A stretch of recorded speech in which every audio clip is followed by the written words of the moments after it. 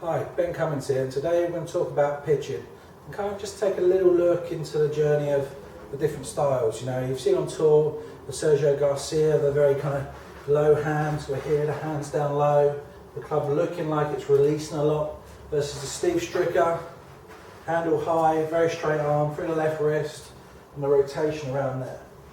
Obviously, I've been doing quite a lot of stuff recently on the 3D system and just getting some numbers and seeing what happens, seeing what goes first, the speed of rotation and bits and pieces. And the great thing about the system we use is we measure legs. So before everyone else just measures, you know, the torso and the club and what it's doing, we've been measuring the hands, the arms, and also, you know, what the legs actually doing here. So if the legs actually going up and forward. And I can talk you through just a couple of different styles and what we found and what's been going on. So first we're going to talk about is a low handle, kind of Sergio Garcia or standard kind of pitch shot. We set ourselves up nice and square. The handle is going to be neutral, a little crease in the hand here. We're going to get here, maintain that angle. And the big key is here, the neutral balance. And from here the club works onto position. You'll see the toe starts to go up and it looks like there's lots of release and what's going on. So what I'm going to do is just hit a shot for you. One big thing we've actually found is keeping the left knee, left shoulder, left hip all moving together, and that's keeping the club travelling, and then at this point here the energy can then just release out. The great thing about that way is you can actually hit kind of softer shots.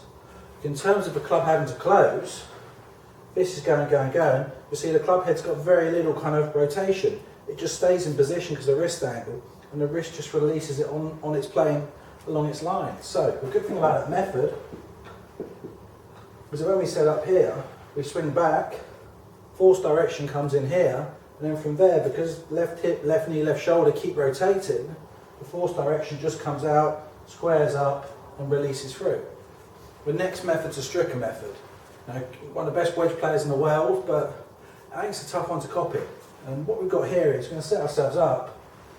The handle's high, we've kind of got this kind of straightish kind of line you're going to feel, and it really is this kind of body rotation. And what you'll see here is, I'll hit a little shot for you. The whole body's got to keep turning, got to keep rotating. And so, you know, some might say obviously it's easier to time because it's a, you know, there's very little club head rotation. But in terms of, you know, the distance on the low hands, the turn, club going to here, you see my wrist and my arm have got very little motion. With the Stricker method, to try and hold your angle here, it's quite hard. You get this kind of shut angle here. The club's then got to square back down, so that motion of travel there, and then hold on to position. So in terms of difficulty, you know, my personal opinion is it's easier to stand here and maintain the wrist angle because the force direction of the club's travelling in the right direction and it needs less to do. Where the Stricker method's come from here, it's got a long way to go. And that's, you know, it's tough to time.